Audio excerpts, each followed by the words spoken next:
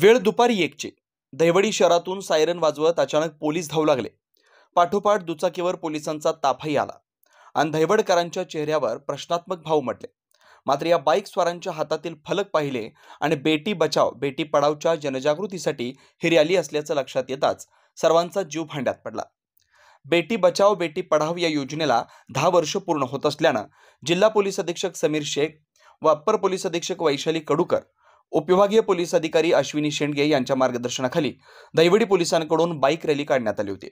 या रॅलीमध्ये सहाय्यक पोलीस निरीक्षक अक्षय सोनवणे यांच्यासह शाळा, कॉलेज व अकॅडमीच्या मुली तसेच महिला पोलीस सहभागी झाले होते। बेटी बचाव बेटी पढाव या आशयाचे फलक दुचाकीस्वारांच्या हातात होते। या रॅलीबद्दल सांगताना सहाय्यक पोलीस निरीक्षक अक्षय सोनवणे काय म्हणाले पाहूयात।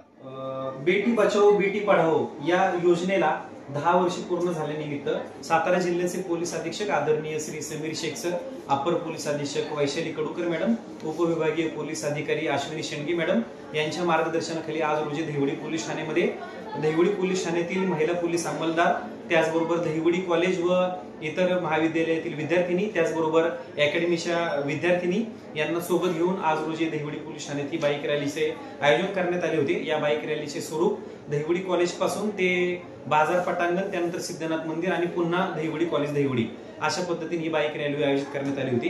या रॅलीच्या माध्यमातून आम्ही पोलीस प्रशासनातर्फे जनतेमध्ये हा संदेश दिलेला आहे की बेटी बचाओ बेटी पढाओ। आज आपण बघतो की महिला सुद्धा पुरुषांच्या खांद्याला खांदा लावून आज काम करत आहेत, त्याचबरोबर त्या सर्व क्षेत्रामध्ये उत्तुंग कामगिरी करत आहेत।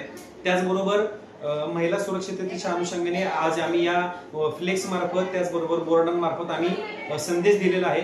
तरी या योजनेच्या अनुषंगाने सर्व नागरिकांना आमचे आवाहन आहे की सर्वांनी महिलांना एक विशिष्ट सन्मान द्यावा। महिलांचे जे स्थान समाजामध्ये आहे तर त्या अनुषंगाने त्यांचा नेहमी रिस्पेक्ट करावा आणि सर्व प्रशासनाला सहकार्य करावे। धन्यवाद।